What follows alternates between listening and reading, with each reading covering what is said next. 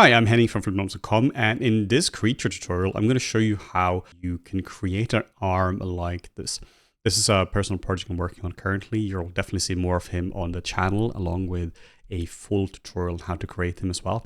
And the way I did this was pretty time consuming. Honestly, I did this all by hand. This is in large way done using just hand sculpting, where I just did this one by one. I'm going to be showing you a different method for doing this, which is more effective. The reason I did this by hand is because I really controlled everything, and it can be a good patience game as well. But honestly, doing this by hand is pretty insane as well. So I'm going to be showing you how to do this using alphas. Now, before we get started with this one here, I'm going to be getting into a little bit of the theory, just a tiny bit so we understand the process. Now, what I'm thinking about when it comes to doing a character like this is the flow of things. These are not just random little scales that are in random positions. There's a flow to it. And this is what I'm trying to get in when I'm sculpting this, where I'm trying to get in the flow from the tricep into the arm. I'm trying to get in the forearm muscles going around here like so. There's a bit of like a crossover like so. And I'm really trying just to make sure this is nice and curvy for the thighs as well. It goes more this way, which is also intentional, and really just trying to work with the underlying shape. So we cannot just get a random alpha and just blast this all across it. Even when we have an alpha, we have to think carefully about how we are approaching this, because this here is a delicate area. It's the arm of the character. It's one of the hero areas of the whole character, and we have to make sure this is done with care. So you can see this better from this angle here, how there really is like a crisscross effect here, which is highly deliberate. And this is one of the reasons I did this by hand. It also gives this a slightly more stylized look, which is what I'm going for here. So with this said, let's get into how we can create a high quality alpha. I'm going to be starting off with a simple plane, and we are going to be subdividing this up to around 1 million polys. First, go to make polymesh 3D. So this is an editable mesh. Then we go to geometry, and we hit the smooth button. This has to be disabled. If this is enabled, it's going to smooth the corners. We don't want that. We want this to be a perfectly gridded grid. So disable this one and then just Control D until this is at 1 million. You don't have to go above 1 million. 1 million polys is equivalent to a 1K map. So this is one, basically like 1024 this way and 1024 this way as well. It's entirely like that, but it's pretty close. And this just means it's similar to an alpha, which is 1000 by 1000 pixels, which is more than enough. This is quite overkill, to be perfectly honest. Then what we do, we go under layers. We start with a new layer. Then we are going to be straight up sculpting on this for some time. This is what takes time with this process. You genuinely just have to spend time sculpting in what we have. So on a new layer, we're just going to get cracking with this one. I'm using my custom clay brush. You can find this on flipmoments.com as well. The whole pack is just like $1. It's 3 brushes in it. And I've replaced the clay builder brush with this brush entirely because I like this a lot. So what we'll do is I'm going to get started with just sculpting in some general directionality into this one. I'm really trying to just get in the general patterns like this. I'm not just sculpting random dots like this, this, and this, and this. I'm thinking about how does this here actually intertwine and crisscross. So I'm still starting off with the general shapes. These are just general sculpting concepts. Go work from general to specific. Don't get too detailed unless you have the general shape of things. And also this here should be more uniform in scale, because this is not an alpha that's going to be just applied in one location. This is going to be applied across the whole character, at least the whole arm.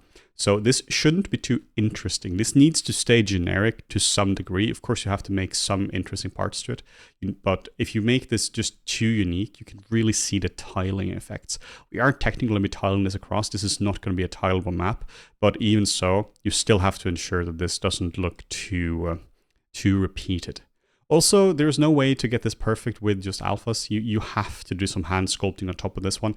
Absolutely essential. Otherwise, you'll end up with just a huge mess. So really important, just make sure that this here is nice and unique, but not too unique. So I'm trying to keep these little lumps here generally uniform in size. Some variation, of course, but the general thing is that I'm trying to make this go more diagonal like this. And of course, we're going to have to break this up as well. Something that's important when it comes to these kind of characters is you need to straight up embrace the grind. I made a short not too long ago just talking about this. Even if you have a kit like this, if you have something like the skin kit or a bunch of other kits for alphas, you still just have to embrace the grind. This is something that simply takes time. There's no way to just alpha your way out of making a giant character like this. You have to spend proper time on the anatomy, the main shapes, and when it comes to this level of detail as well, just embrace it, put on a good podcast, really just make sure that this is done correctly.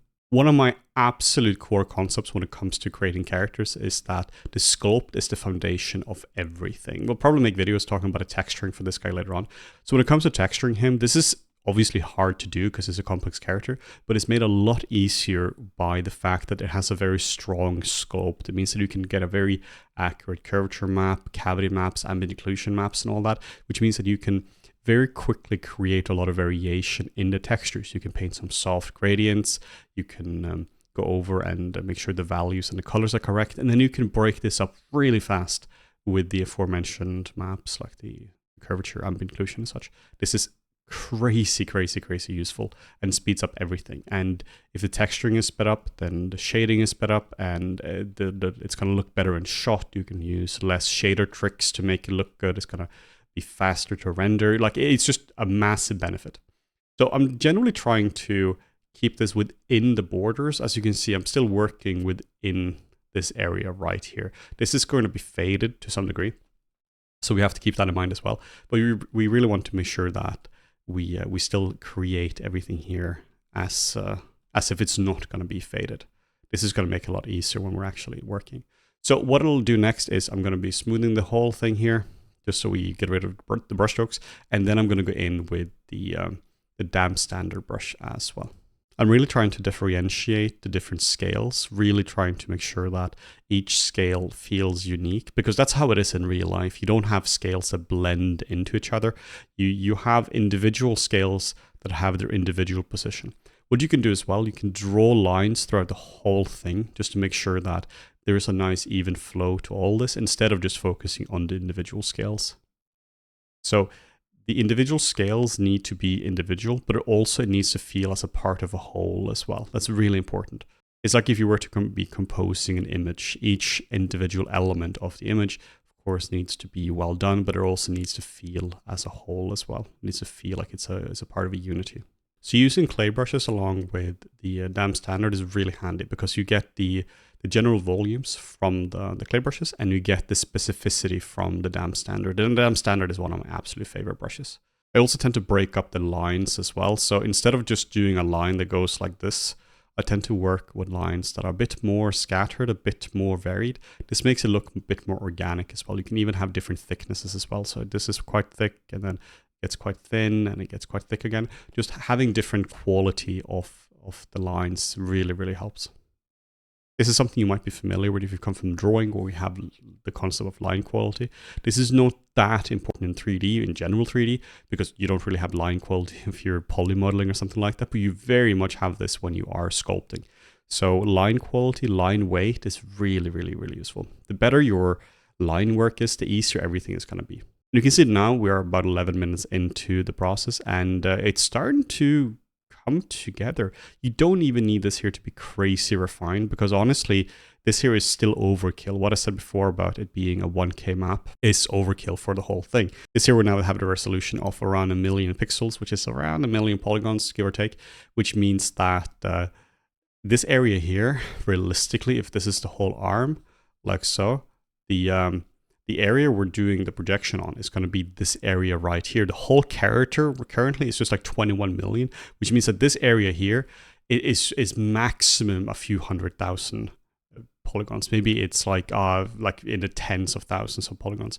So you really don't have to refine this to an absolutely obscene degree. You can test it throughout just to make sure that it's working and such, but you don't have to refine this to an insane degree, because this here is going to be much smaller. This is probably going to be used in an area like this, so you just have to be sure that this is all good. I also recommend using reference for this. For this character, I used a lot of crocodile reference. The different lizards, different amphibians as well, have very different kinds of leathery or scaly skin. A frog is going to look very different from a Komodo dragon, which is going to look very different from a crocodile. Of course, different species, but it's really easy to simplify this too much when we're creating characters like this, we just tend to think leathery skin or scaly skin that's pretty homogeneous, and it's really not. Different animals just look very different. So I tend to just work with the lines, and I tend to work over the lines multiple times as well. This makes it really nice and organic. We can also smooth it out as well, just a little bit, just to blend everything a little bit better. So this is in a pretty decent spot now. I'm going to go in and continue working on some of these scales, just using the clay brushes, just to refine them a little bit. It's really nice to go over with, of course, the damp standard brush, but going over with the clay brushes as well, it really ensures that you have you just refine them. You just refine the core shape and not just their outline as well. But we will, of course, go over this multiple times as well. So for me, if I were to make a full alpha like this would probably take about an hour to do, maybe a bit more than that. For the skin kit, each alpha took at least a few hours to do, just from scratch. And that's what it takes for something like this to look good as well. Now, creating alphas is something that isn't actually particularly difficult to do. It just takes time. And you also have to know the process as well for making them. We are going to be making the mid value of these guys here 50.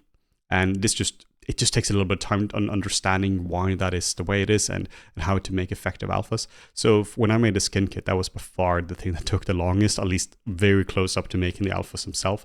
That was really understanding the workflow for how to make nice high quality alphas. So now I'm really just trying to add some volume to them. The texture we're getting from this brush is quite nice, but it's gonna have to go as well because I want to control it myself. I don't want a brush to control the texture.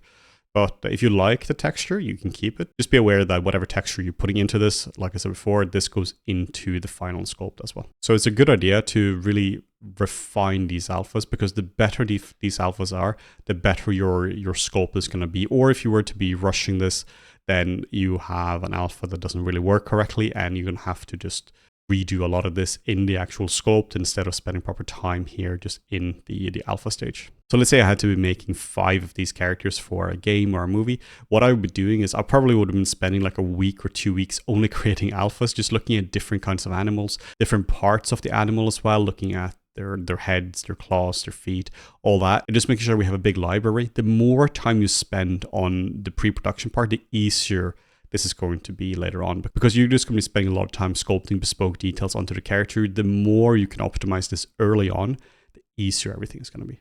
Personally, I really like making these alphas. I think it's a lot of fun because you're just sculpting something more abstract onto a plane, which I think is just quite relaxing. I usually put on a podcast or audiobook or something like that and just go with it. The thing is, when it comes to making a character like this, like the full character I showed in the beginning, what's hard about this, it's almost a mental game. Because it's often down to patience. Yes, you need to understand the anatomy, and you need to understand all the different parts as well, understanding design elements and all this. But even if you do understand all this, it's not given that you'll be able to create a character like this, because you need to just have the patience as well. So spending time on proper alphas like this, really making sure that everything is done methodically and properly, the retopology is done properly and all that, it just takes time to do. There isn't really such a thing as just a pure skill that you can use to create a character like this. This is not a speed sculpt where you can just, it's just about being fast and super good at what you're doing. This is in a large way down to patience. I'm trying to round them off a little bit as well, which makes this just a little bit more interesting. It allows me to get a few more small little breakup shapes in here as well, which I think is really cool. Like adding tiny things like this to it, this is going to help a lot as well. Just these kind of little things. Like basically there are things that are between the main shapes that can really help to sell the look as well. All right, let's do a test. I don't know how this is going to work or not. We are working currently in the blind. We have no idea what this looks like on the character. So let's test it out. The way I'm doing this is by going on the document and changing this here to 1024 and 1024. This is going to be the final resolution of the actual alpha. Anything above this is just overkill, so there's no reason to do this. Then we just fill this in, Control N, and we just zoom out and we just do this like this. Hit the F key with perspective off. Now this is just going to be a perfect square like this. Hit the actual key here just to see the full size. Then we switch the brush to the standard brush. In my case, this is set to the hotkey 2. We go to alpha. We go to transfer and we hit grab doc. Now this is going to straight up just grab the alpha from this. Now this is not the way we're going to do this in a final version, because this has the issue where the mid value is, it's not random, but it's not controlled either. So we are going to ensure that the mid value is exactly 50 when we're doing this for the final thing. But for now, this is totally fine. What we can do is we can go under alpha and we can go to modify. This is where we change the mid value. We don't know what this mid value is. So instead, we'll just click the surface button, which is just going to basically equalize this. Then we go to our character. Just make sure that we have a layer just so we can test this out. And we do indeed have a layer. You can only do that. You can only do a layer if you are outside of a local selection mode like this. So then what we do, we just straight up test it out, right? Just make sure that the stroke type is set to drag rect, and then let's go. You can see that this is already starting to work a bit. If you want to get the whole image as well, you can also go to the focal shift, set this to -100. This is going to ensure that you have the whole thing like this. This is what I mean when we are setting the mid value to 50. Currently, this is going to have a border around it like so, and we don't want this at all. So by setting a mid value of 50 later on, I'll show you how to do that. You can really make sure that you get something that works correctly. But setting this a bit lower as well is something you can test out, and it doesn't really matter too much. We can still just work with this, and then we can just erase these ones. This is just for testing purposes. So what I see that works really well is I really like these little lumps here. I think this works very well, but the whole thing is way too soft. So we have to add a lot more variation into this. Also, it's missing variation here. This, of course, needs work because it's entirely faded. But even shapes like this, it just needs more variation within each shape. So let's get cracking with this. Let's go back into this one, and then we can just continue working on this. I'll start to zoom in on this one, just so we can get some more variation in different places. Like this. Now I'm holding on the Alt key just to get a bit more variation, because currently I've been working pretty much only additively apart from the damn standard streak we had. So going in and just making sure that each scale feels a bit more unique and has a bit more texture to it like this is going to help a ton. But we are essentially hand painting these ones, right? We're technically sculpting them, but when you look at the actual end result of an alpha like this, it's just hand painting this. Like, this is just how it's done. So when you're hand painting something, you're basically getting a really soft end result. This is why a lot of people use photos for this kind of stuff. The problem when using photos is first getting the photos. You also have copyright issues as well with that. But also it's just hard to really work with the photos. What you need to do is, if you're actually working with photos and you have the rights to them and all that, then you can take them into Photoshop and you can process them there. But even so, you still have to sculpt over all of them. This is what I did for some alphas for the skin kit, where I just needed basically photographic reference, but I ended up basically using the actual pictures as, it's almost just like a template, as a guide, and I had to resculpt all of them, because the advantage of a photo, of course, is that it feels nice and natural and organic already, but you really don't have the correct height information in them. You might have, if you have a shadow in one area, that shadow is going to be subtractive, meaning it's going to go down. And if you have a highlight, that's going to be additive, so it's going to go up in the actual alpha. But that's not how it works. A specular highlight shouldn't indicate detail in an area, or shadows shouldn't indicate a recession in an area. These are just shapes in the picture, right? So you don't necessarily want that. Particularly if you have lighting from the top as well onto a character like a drag or a Komodo dragon or something like that, you really want to be sure that you are in control of the final alpha and not just some random processing. Yeah, this just takes some time. Like, there's no way about this one. This straight up just takes some time. I'm also going in and making sure that they aren't too unique either, because if you have something that's too unique, you're going to have to remove that from the final alpha as well, particularly when you're going over all of it later on. So what we can do now is we can go over and smooth a little bit like this. I currently have Smooth Stronger enabled. I'm going to switch this back to the regular smooth, which just has the hotkey BSM. And Smooth Stronger is also really handy. You can find this under Lightbox, Brushes, and Smooth, and you can find Smooth Stronger. And then what I've done is I place this under my default brushes as well. This is so handy because Smooth Stronger is a godsend whenever you're dealing with really high poly meshes. This is what I use for this guy here. The arms you're seeing over here, they are just the regular kaiju with all the details just softened because I had to get rid of that. Right, so we have a lot more variation in this now. What I want to do is I want to make sure that these ones here are really solid, like the edges are really missing details now. We go into this and we go under this as well, and we're just going in and adding variation here. A lot of this work is straight up labor. Nothing fancy, nothing magical, no tricks. The trick is just put on your patient's hat and grease up your elbows and just do the work. But even now, real time, I'm 26 minutes into this.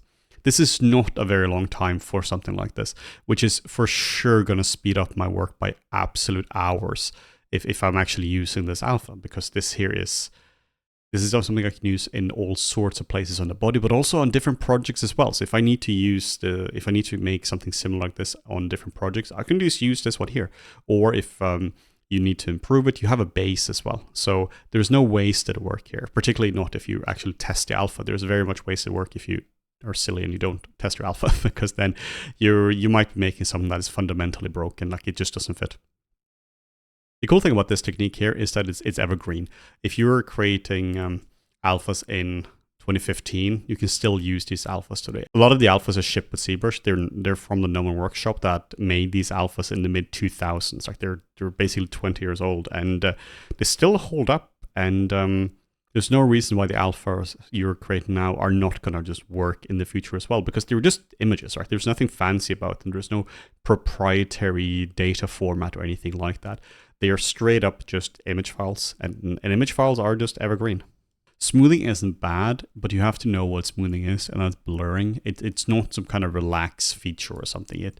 It blurs what's there, which is fantastic if you want to blur it. But what I'm doing when it comes to these areas is I'm very much in my mind segmenting the areas. You can see here I'm holding Shift key and I'm smoothing within each scale.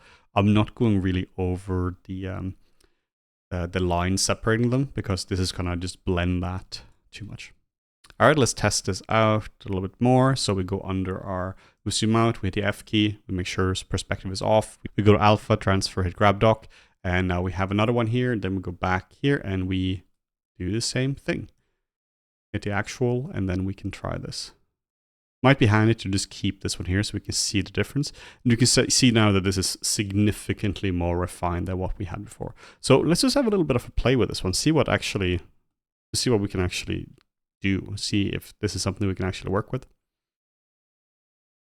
So the way I'm doing this is that I'm really trying to make sure that things can interlock like this. And honestly, we're not terribly far off from this here being able to work. What I want to do now is, from the feedback here, I'm seeing that this little swirly thing needs to go, and I want to make them a little bit flatter because I think they're a bit too inflated. That's all good. That's why we're doing this. But you can see how fast we can actually get coverage over a whole area like this just now. Going in with the standard brush now and just changing the alpha back to the default one, changing the stroke method back to the default one as well.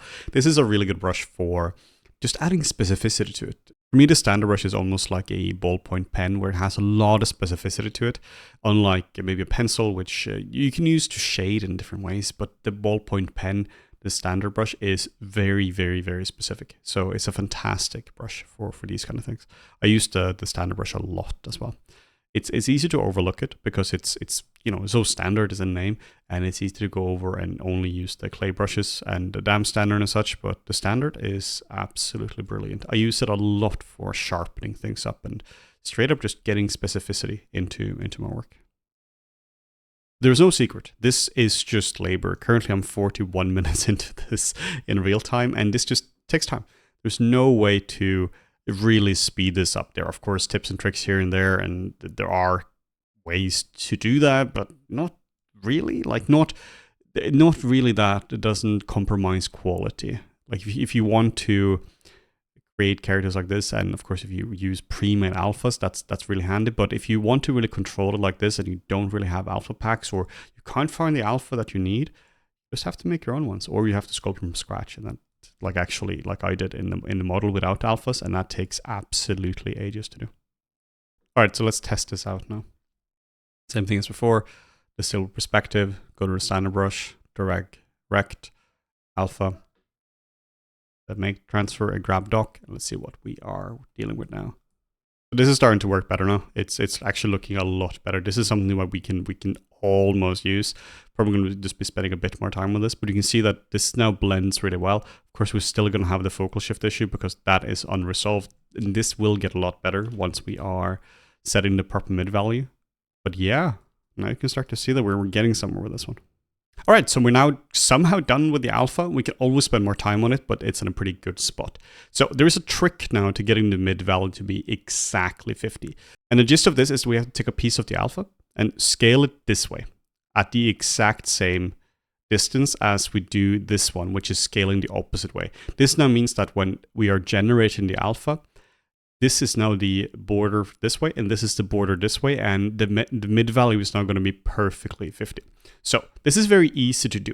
What we do is just in the corner here, we just make a little sphere like this, a little circle, control click, and then we go to deformation, and we can just set the inflate amount here to something like 50. Tap, don't use the slider because this goes crazy. Tap, hit 50. Now you can see this goes outwards. Great. You want to be sure that this line here is taller than anything in the alpha. If this is down here, for instance, this is not going to work. So that was 50. Then we do the same thing here. In another spot, we do minus 50. Click, type minus 50. And there we go. This is now exactly the same. So these two here, exactly the same. This means when we are now extracting the alpha, this is going to be perfect. So now we just clear the mask, zoom, make sure that the document is indeed 1024, whatever resolution you want. Make sure it's set to actual pixels. Make sure we hit the F key, make sure perspective is off. Then we go to alpha and we go to transfer. All the way in the bottom, hit grab dock. And now the mid value should be perfect. The thing is we have to take this into Photoshop just to paint this out. But now we have an alpha here where the mid value is 50. So what we do, we go to alpha and we set the mid value here to 50. I have a macro for this that makes this a lot easier.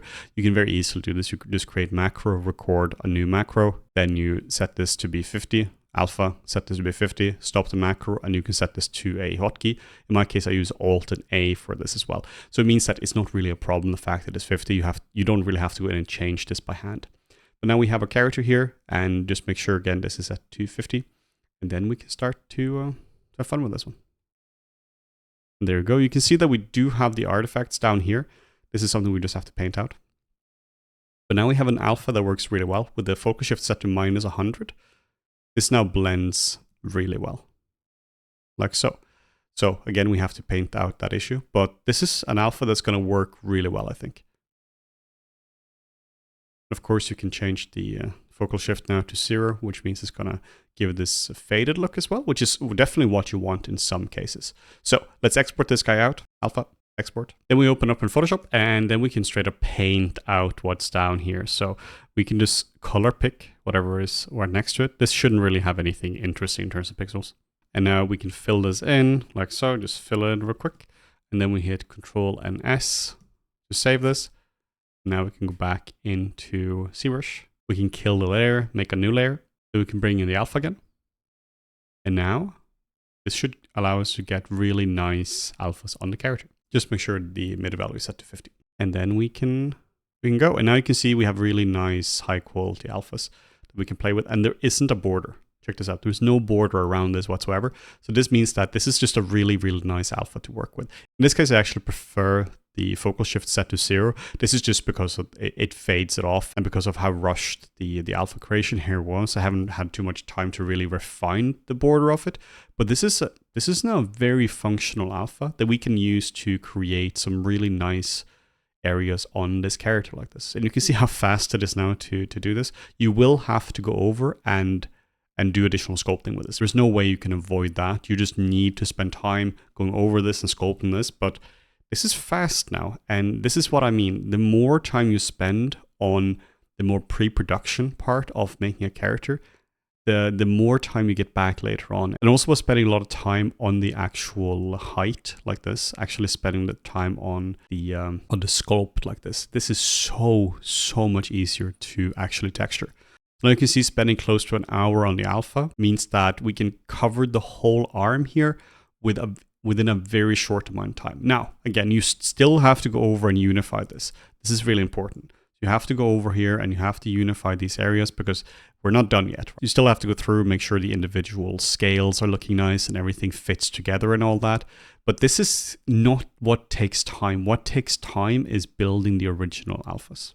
And imagine if you have a kit of like 30 of these ones here that you created for a bunch of different projects. You can take on character projects so much faster because of this. So doing the high frequency or doing even like this here, which is arguably mid frequency, you can really get quite far with this. Then what I did as well for this character is you can go in here, you can mask off different areas like this, like so. Then you can control click, blur, and you can start to make sure that these feel like they are actually going outwards like so. So this can also just break the silhouette. This is something that can add a lot more variation to your character as well, just by doing this. Making sure some of these here have indeed some height variation to them can really help. I like to blur the mask, invert it, and blur the mask here. I find that I get much nicer results this way. So now we can just go in here and just doing this. This is what I mean that this is arguably mid-frequency, because you can really get a lot more breakup just by having these simple shapes in here like this. You can do this a few more times. So I find that this helps a lot, and we can just refine this a bit more as well. Holding the Alt key while sculpting on the border can really help to just break this up. So this is how we can make a real nice arm within about an hour of real-time sculpting, including creating the alpha. Now, before we end the video, I want to show you how to do this in Painter as well with the alpha we just created. So here's the character in Painter, where we have a baked normal map from Marmoset. That's looking pretty good. We just have to kill the normal map real quick, just so this doesn't interfere with what we're doing. And then I'll show you how you can do exactly the same work here in Painter directly. So what we can do, we can make a new paint layer. Then we use the projection tool. The hotkey here is 3. Just hit the 3 key. Then we take the alpha we just made, scaly, drag it in here. We can set this to just be a texture, and then it's now imported. It's going to be right here in the bottom. Then we can go to the bottom of the projection tool right here. Make sure this is set to height. Disable the color. Just drag this guy in here like so. And then we can straight up just use the projection tool here. Just use the S key to navigate around. The advantage of this method is, of course, you can paint in specific areas. In ZBrush, you have to do the whole thing. Now we can just paint in specific parts. But also because we're doing this in a texture, the texture resolution is entirely independent of the poly count, which is absolutely fantastic. This means you can have a very low poly count in ZBrush or wherever you're working, but you can have a very high texture resolution. And of course, go in here as well. We can add an effect stack to this. So we can go here, add a filter, and we can go under. We only want this in height. We can do contrast, and then we can set the contrast really low. So we can go down here, set this way down. So this is not as intense. And this is going to look really good. Now we just continue going in with the custom alpha we just made, and we just paint this in like so. You can really just blend this in where you want this to be. If you spend a bit more time on the alpha as well, you can make this tileable, which is fantastic because now you can use a fill layer and you can just straight up just fill in the whole thing. Of course, you don't have as much control with that method, but honestly, that might be totally fine because you can get coverage and then you can go over and fill in certain areas that didn't work correctly. So this is not better than doing this in ZBrush. This is just a different approach to it. There are pros and cons to this. I really like doing both of these methods. You can see how fast it is to create something now. And now you can see something interesting. Just a little bonus tip as well here. Now, since we have a good height channel for this one, we can use this as a mask in other areas. So for instance, if you want to make a color texture now, what we can do, we can go under our effect stack. We can add an anchor point now. Then we can make a new fill layer. And we want this to be maybe a dark color like this, and then we can make a black mask, add a fill layer in the black mask. In the grayscale here, we can use anchor points, use this one. Just be sure the base is now set to height. And now if we check out the actual color here, you can see that this is now actually affected by what's happening in the height channel. Of course, we have to go in and we have to modify this as well now. So we can go in and we can change the levels for this. We can invert this so that now everything that goes inwards is going to have a color. We can just play around with this one. So now you can see that everything that goes inwards is going to have a specific color, and everything goes outwards is going to have a different one. We can make a different one here. We can duplicate this one. We can make this, for instance, a brighter color now, something like this. And then we can change this up so that we're basically inverting this now. And then we can change this amount. So everything goes outwards is now going to have a specific value as well. Like so. And this is now entirely made from the height channel. So now you can see, hey, all of this is done directly from the height, which comes from the alpha. And that is what I'm talking about. The better your actual height is, the easier everything is. So now if we continue painting on this, this is going to directly propagate to the other channels because we used just something simple as just an anchor point. So the real value here for me is that for sure it's a lot faster to work like this as well, but also because it's so nice and clean as a workflow. You are creating one hell of a height, which you can use in these ones in additional channels. And you can of course use this in a specular roughness channel as well. So you can use the same anchor point for that. We can actually just do a quick test with that one. Bonus tip here. And we can just do the same thing here. New fill, only roughness this time. We want this to be super shiny. Right mouse button, add a black mask.